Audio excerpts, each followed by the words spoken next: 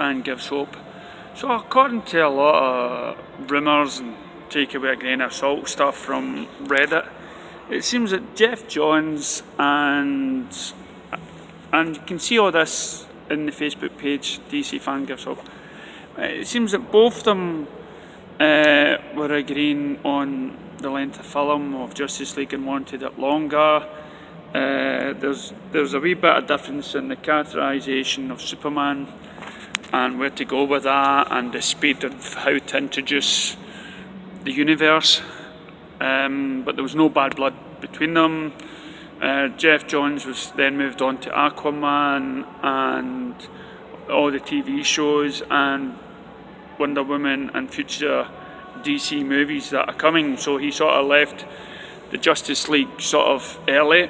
And then you've got Joss Whedon, who came on board, wanted creative control over Justice League, knowing what happened to Zack Snyder. Patty Jenkins didn't like Joss Whedon and her interpretation of Wonder Woman and Justice League, which I didn't actually think was too bad. I thought it was still, the heart and soul of Wonder Woman that was still there. I didn't see much wrong with that. Later on, Joss Whedon was fired. There's talks maybe that Zack Snyder's own company might take an effect to try to finish off their version of Justice League. It wouldn't be like the studio or anything like that. So there's still a wee bit of hope, but as I say, you take that with a grain of salt. So they weren't actually too sure. The studio wasn't actually too sure about Justice League actually being made. Or actually, so there's been a lot of kerfuffle, there's been a lot of problems behind the scenes, but what I've been hearing just now seems to be the dust is settling and things are going to be working out in a much better pace. Yes, we had all of that stuff with Kevin Smith and Geoff Johns planning the future movies and stuff, but I think even at that time they were just trying to build up the hype and get people excited, but didn't really have a plan in place. So now with all these new people coming over and a lot of changing happening in the background, and I think Warner's brothers has put the hand up and said we can't do it the Marvel way. They just don't have the team or the resources to shape this. And so but now I think what's happening behind the scene, you should be more positive because they're not giving up. There is still, films coming out, and no matter how good or bad you may think the films are, they're still going ahead and making more DC projects. So take whatever I've said again with a grain of salt. You can check it in the DC Fan Gives Hope page, behind the scenes album. It's there, or you go to Reddit and you might find it there as well.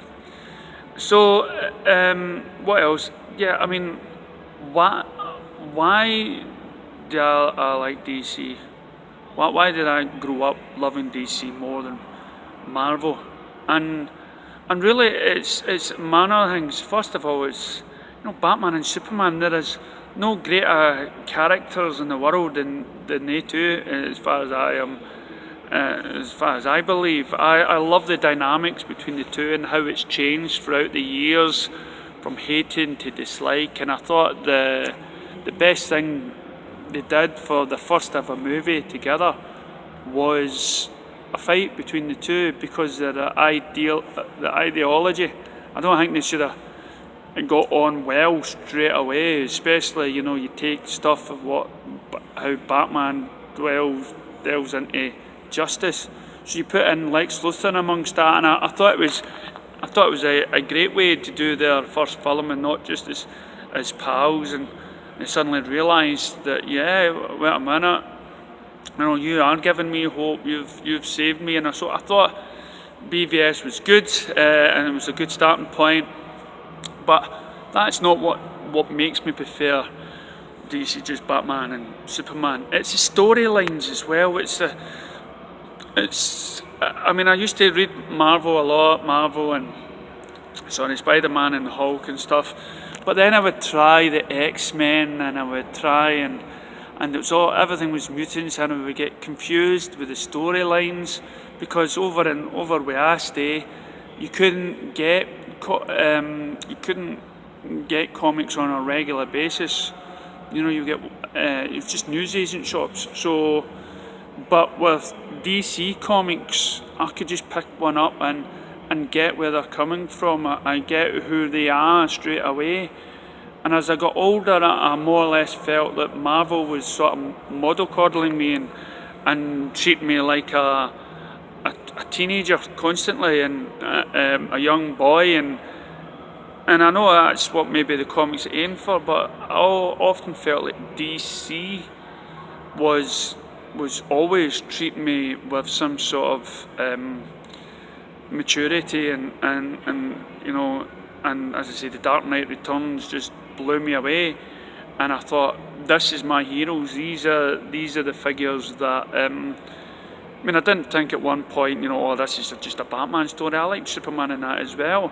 I just thought, you cannot get better than it. And it's just the way the story all the chapters ended.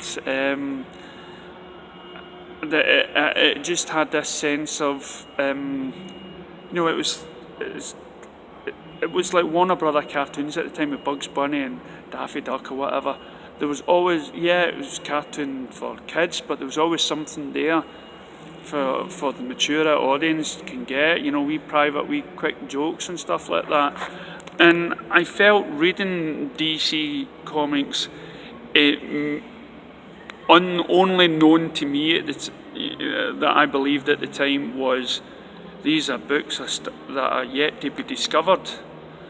Where Marvel, I just tended to feel that they were just, in comic universe, you would start off as a young boy reading Marvel, but as you got older, you moved to DC.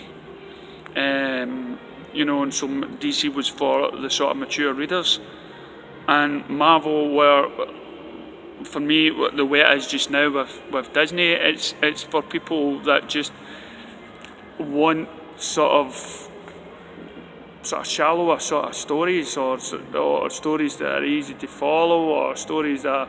But with DC, they just had that sort of edge to it, and how they could take somebody as powerful as Superman and give him vulnerability in so many different ways.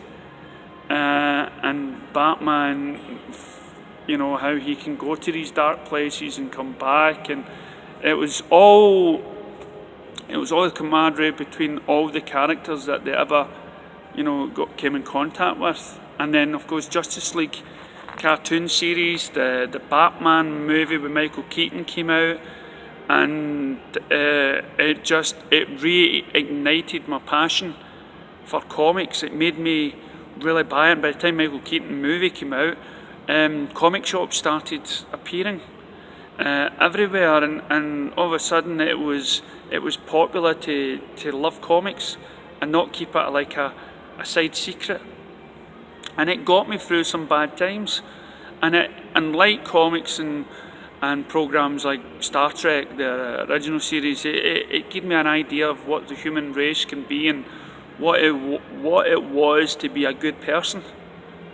And that's why it's always stuck to me, and I've always fancied, how cool it would be just to run down the street and fly off, or go out at night and just know that I can take on all these gang members and stuff like that, and it was, and the artwork in the comics was fantastic, and the cities I could relate to, and it was just the writing, everything involved in it was, you could just pick up a story and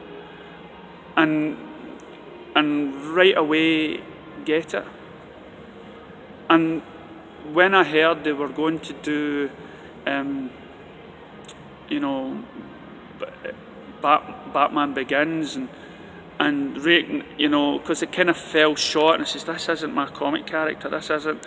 And then Superman when that came out, it sort of, it ignited me. Oh yes, we're going to see Superman with these great special effects. But then it was like, no, I've seen this Superman before. Then Man of Steel came out, and then I said, yes, this is the Man of Steel that I can show to people and tell them, look, that's not just a kiddie movie. It's not just a family friend. Man of Steel has all this heart and all this anguish inside him. Again, for me, it's just took that chapter, and now that BVS has came out, and it's very, you either love it or you hate it. It's very decisive, but at the same time, it's been treated with respect and maturity that I get with the comics, and Marvel has yet to give me, apart from probably Logan, which I haven't seen yet. But it's not really given me that sort of maturity. I felt like since I was a young kid that I was getting treated with respect as a reader. And as I said, the cartoons just blew me away with Justice League, the storylines. Justice League Unlimited Season 2 with The Question. I just thought that dynamic storyline was well thought out, and for me, the Batman animated cartoons was ahead of its time, and I could sit there as an adult and watch any DC cartoons because it had that edge and not that sort of manga feel that I sometimes get with Marvel, where they just over-explain things and talk about, and each character talks about themselves too much. I don't get that with DC. But that's why I prefer DC, and I will always hope in my lifetime DC will get the recognition that it needs before I pop my cogs. But I know one day, maybe not in my lifetime, that there'll be a film that will come out that will just blow the socks off everybody, and it's a generation thing to pass down to one son or one daughter, and years come by, that son and daughter will say, oh, this is something my father would have enjoyed, or anything like that, and you just want to pass down and these characters, Batman, Superman, Wonder Woman, they've stayed for so long because they are the originals. There is something about the DC characters that is original, and they will be here long before I'm gone, and years after they'll be here because they resonate with so many people in so many different parts of the world. The S and the bat symbol will be everywhere. All we need is just the right story. And I tell you, there was a Rangers and Celtic game, and over in where I stay, there's always been a beef between the fans, we hate the Celtic, we hate the Rangers. I've never had that. I hated football because of that, because of the bigotry that was involved. But here I find myself in one of the streets in the town, and I see this guy wearing a shirt with all these Spider Marvel patches all over the shirt, and followed by another guy behind him with a Marvel t-shirt, Thor Ragnarok. And I says, they're not one bit of DC, do you like? And I says, oh, we love both. Hats off to you. I just love DC. And that's the passion DC brings out in you. Thanks very much.